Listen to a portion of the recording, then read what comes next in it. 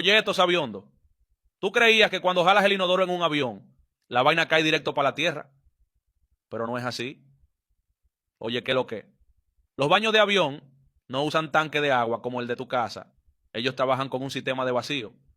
Cuando tú le das a la palanca, todo lo que soltaste se va aspirado a una velocidad del diablo por unas tuberías selladas y termina guardado en un tanque especial en la parte de atrás del avión.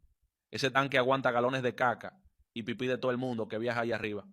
Después que el avión aterriza, llega un equipito en tierra con un camión de esos que chupan caca, conectan su manguera y se chupan toda esa vaina y la mandan para un tanque bien cerrado.